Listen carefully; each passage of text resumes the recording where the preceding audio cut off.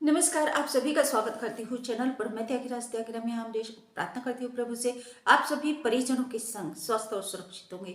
प्रभु से यही प्रार्थना करते हुए आज की कहानी की शुरुआत करती हूँ। और आज की कहानी अतुल सुभाष सुसाइड केस की। समस्तीपुर वासी अतुल सुभाष ने बेंगलुरु में सुसाइड किया था पत्नी की प्रताड़ना से तंग आकर। और उसके बाद बेंगलुरु पुलिस ने पत्नी को और उसकी माँ और भाई को गिरफ्तार कर लिया, बेंगलुरु ले गई थी। लेकिन अब इस गिरफ्तारी के बाद में 4 जनवरी 2025 को पत्नी निकिता सिंघानिया और उसकी माँ निशा सिंघानिया, उसके भाई, इन सब को जमानत मिल चुकी है। लेकिन कोर्ट से एक तगड़ा झटका अतुल सुभाष की पत्नी निकिता सिंघानिया को लगा है। उसको जमानत मिलने के बाद भी शायद वह नहीं बच पाएगी। जिस मंसूबे को वह पालकर बैठी है कि वह बच गई है, वह अब सेफ जोन में है, शायद नहीं। इसका कारण यह है कि कोर्ट में अतुल सुभाष की पत्नी एक याचिका डालती है अपने वकील के माध्यम से और उस याचिका में उसने ये निवेदन किया है कि उसके नाम से जो एफआईआर दर्ज की गई है बेंगलुरु पुलिस में, अतुल और उसके परिजन, माता पिता और भाई के द्वारा, वह खारिज कर दी जाए। लेकिन इस याचिका को कोर्ट ने नामंजूर कर दिया है। ये कहते हुए क्या कहा है बताती हूँ आपको पूरी कहानी, और कैसे निकिता सिंघानिया अब शिकंजे में कसती जा रही है। पूरी कहानी आपको बताती हूँ। बस आपसे निवेदन करती हूँ, प्लीज चैनल को जल्दी से सब्सक्राइब कर लीजिए। घंटी दिखाई दे रही है, उसको दबाकर ऑल पर सेलेक्ट कर लीजिए। मेरे फैमिली मेंबर बन जाइए। मेरी जिंदगी की खुशी सिर्फ आप हैं। कोर्ट ने निकिता की याचिका पर जो एफआईआर निकिता सिंघानिया, उसकी मां निशा और भाई अनुराग के नाम से थी, उसको खारिज करने से मना कर दिया, नामंजूर कर दिया उसकी याचिका को। और कोर्ट ने ये कहा कि आप जांच क्यों नहीं करवाना चाहते, ये सवाल कोर्ट ने निकिता सिंघानिया से पूछा है, अतुल की पत्नी से। और कोर्ट ने यह भी पूछा है कि बेंच की पीठ क्या जांच सकती है, आखिर आप जांच करवाने से पीछे क्यों हट रही हैं। कोर्ट ने ये कहा उनकी याचिका पर कि आप जो दलील दे रहे हैं एफआईआर दर्ज करने के लिए कि स्वीकार नहीं की जा सकती, क्योंकि जो शिकायत अतुल की तरफ से दर्ज की गई है उसमें वो सभी तथ्य मौजूद हैं जो एक अपराध के तत्व होते हैं। क्योंकि अतुल सुभाष ने एक 24 पन्नों का सुसाइड नोट लिखा जिसमें उसने अपनी पत्नी निकिता सिंघानिया, सास निशा सिंघानिया और साले अनुराग सिंघानिया का नाम खोलकर लिखा है। उसने लगभग एक सवा घंटे का वीडियो भी बनाया है, वह भी सबूत के तौर पर दिया गया है पुलिस को। अतुल सुभाष के भाई विकास ने जो शिकायत दर्ज कराई है उसमें भी सारे तथ्य उसने शिकायत में सारे सबूत पेश किए हैं और पुलिस को कोर्ट में जमा कराए हैं।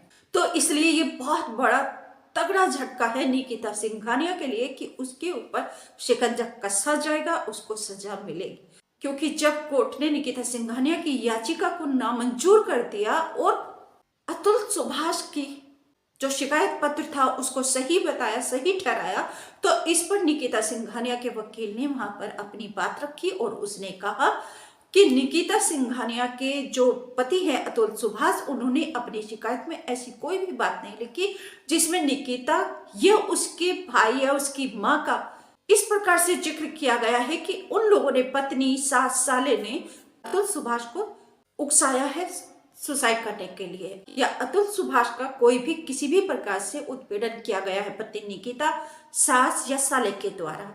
इस पर कोर्ट ने कहा कि वो सारे तथ्य मौजूद हैं अतुल सुभाष की शिकायत में जो ये दर्शाते हैं कि यह एक अपराध है। जो अपराध के तत्व होते हैं वो अतुल की शिकायत में मौजूद हैं, जो अतुल और उसके भाई ने शिकायत दर्ज कराई है।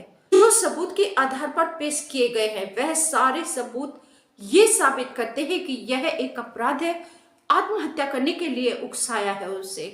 इस पर फिर निकिता के वकील ने अपनी बात रखी और उन्होंने ये कहा कि निकिता को भी अपना पक्ष रखने का अधिकार है, उसे भी कानूनी सहायता लेने का अधिकार है। और सिर्फ क्योंकि निकिता के पति अतुल सुभाष ने अपनी शिकायत में ये लिखा है कि उसका उत्पीड़न किया गया, उसको प्रताड़ित किया गया, सिर्फ और सिर्फ अतुल की शिकायत की बिना पर पत्नी निकिता को हिरासत में नहीं रख सकते। कोर्ट ने जब बच्चे के बारे में पूछा तो निकिता के वकील ने कहा शनिवार 4 जनवरी को निकिता को जमानत मिली थी तो वह सीधा फरीदाबाद बच्चे के स्कूल में गई, वहां से अपना बच्चा लिया और फिर वह अपने घर पर चली गई जौनपुर। और अब निकिता के साथ ही उसका बच्चा, उसका बेटा है। निकिता के एडवोकेट ने कोर्ट को यह भी बताया कि हर शनिवार को निकिता को जांच अधिकारी के सामने पेश होना पड़ता है और जौनपुर से फिर उसको बेंगलुरु में जाना पड़ता है, तो निकिता को बहुत ज्यादा परेशानी होती है। इसलिए वह अब अपने बच्चे को लेकर बेंगलुरु में ही शिफ्ट हो जाएगी और वहीं पर अपने बच्चे का अब वह दाखिला भी करवाएगी। तो अब ओवरऑल पूरी बात जो ये है कि निकिता को जमानत मिल गई है, लेकिन जमानत मिलने के बाद भी अभी निकिता के ऊपर गिरफ्तारी से तो वह फ्री हो गई है, लेकिन उसको सजा मिलना तय माना जा रहा है, क्योंकि जैसा कोर्ट ने उसको कहा कि उसके खिलाफ सबूत मौजूद है, तो ये 100% श्योर हो चुका है कि निकिता को सजा मिलेगी, भले ही कुछ समय लग जाए। साथ ही साथ जो पोते की कस्टडी के लिए निकिता के सास ससुर ने अपनी याचिका दाखिल की थी सुप्रीम कोर्ट ने, सुप्रीम कोर्ट में मंगलवार 7 जनवरी 2025 को उस पर सुनवाई थी।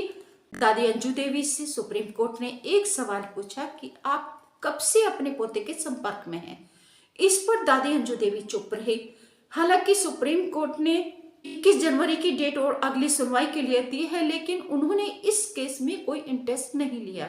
ये माना जा रहा है कि शायद सुप्रीम कोर्ट दादी को ये कस्टडी ना दे, क्योंकि सुप्रीम कोर्ट ने एक बात कही थी अंजू देवी से कि बच्चा अपनी माँ के पास है। और जब हमने एबियस कॉर्पस याचिका पर बात की थी, उस समय बच्चे की माँ यानी कि अतुल की पत्नी निकिता जेल में थी, पुलिस हिरासत में थी, तो तब हमने आपकी याचिका को स्वीकार किया था।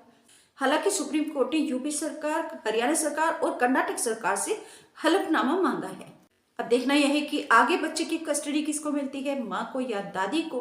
हालांकि अतुल के माता पिता ने यह कहा है कि जब कोर्ट से ऑर्डर पेपर मिलेगा तो वह इसके खिलाफ, जमानत के खिलाफ भी, और जो भी अब बच्चे की कस्टडी मिलेगी उसके लिए भी, अब वह कोर्ट से ऑर्डर पेपर मिलने के बाद सुप्रीम कोर्ट में दाखिल करेंगे अपनी याचिका। अब देखना यह है कि आगे क्या होता है इस केस में। लेकिन आप सभी से मैं ये निवेदन करती हूँ कि प्लीज अपने रिश्तों को बनाए रखिए, क्योंकि प्रेम परिवार की परिभाषा होती है, प्रेम समर्पण होता है, प्रेम त्याग होता है, प्रेम साथ जीने का एक अवसर होता है, प्रेम जिंदगी होती है। तो आप सभी से मैं निवेदन करती हूँ कि आप सभी अपने पति पत्नी के साथ प्रेम से रहेंगे और जिनसे प्रेम करते हैं उनका साथ हमेशा, हाथ हमेशा पकड़े रखेंगे और जीवन में कभी भी एक दूसरे का साथ नहीं छोड़ेंगे। आपके घर में खुशियां दिन दुनी रात चौगनी बरसती रहें, मैं यही प्रभु से प्रार्थना करती हूँ। और मेरे हर एक बहन भाई अपने घर में अपने पार्टनर के साथ खुशी खुशी जीवन व्यतीत करते रहें, समाज और दुनिया में, अपने देश में, अपने आसपास खुशहाली रखें। वीडियो को लाइक करके शेयर भी जरूर कर दीजिए। नमस्कार, थैंक यू। बस एक निवेदन और करती हूँ कि सावधानी से रहिए, सुरक्षित रहिए, न जाने कौन किस रूप में आपको हानि पहुंचा दे। Thank you.